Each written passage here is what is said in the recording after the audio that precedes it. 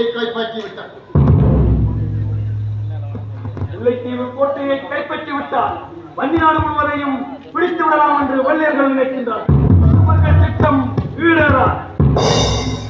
ஆமாம், தங்களின் வீரத்தை பற்றி அவர்கள் அறியவில்லை. அவர்கள் இவ்வளவு கொட்டம் அடிக்கிறார். இப்பொழுது வஞ்சி நாட்டை காக்க வேண்டும். மைத்துனர் மாண்டு விட்டார். தம்பிமாரின் செய்தி இதுவரை கிடைக்கவில்லை. தனியொருவர் என்றாலும் என் போர்வாள் வெள்ளையரின் தலைகளை சீவி எறிந்துவிடும். தனியொருவன் என்று ஏன் கோருகிறேன்? தங்களுக்கு துணையாக நான் இருக்கும் போது இந்த வஞ்சி நாட்டை பிடித்து விடப்பட்டார்.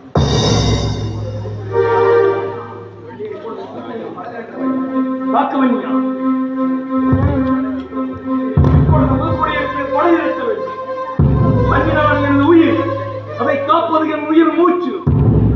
அதை தாங்கள் சொல்லிதான் தெரிய வேண்டுமான தங்களுக்கு துணையாக நான் இருக்கும் போது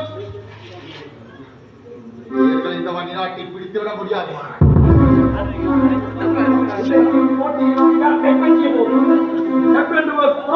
ஓடினார். அவர் தற்பொழுது படையுடன் கிடைக்கும். படையுடன் வருவதால் தமிழ் வீரை கேட்ட உடனே பயந்து நிச்சயம் வர மாட்டான்.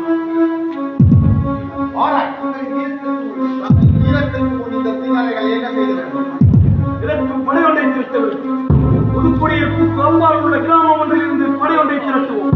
மேலும் ஒட்டி சுட்டால் மார்க்கமாக ஒரு படை வருவதாக நான் அறிகின்றேன். வருவார்கள். அவர்களை பிடிப்பது வெகு சுலபம், வெகு சுலபம்.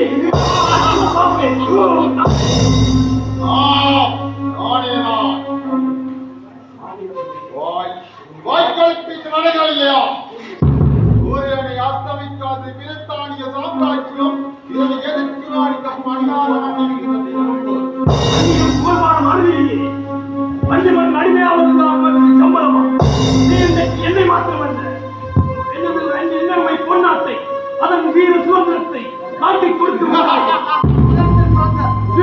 பிறந்த சோமரியே, உன்னை இந்த வன்னிமன் உள்ளளவும் காரி வீரம் பலிக்கவில்லை.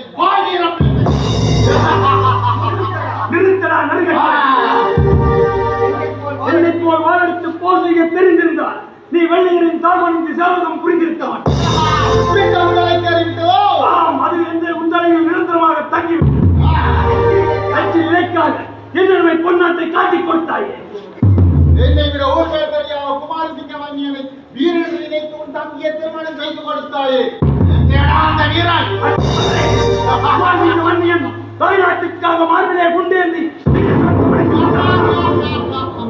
உன்னை போல் அந்நியனுக்கு அடிபணிந்து சாவகம் செய்யவில்லையா?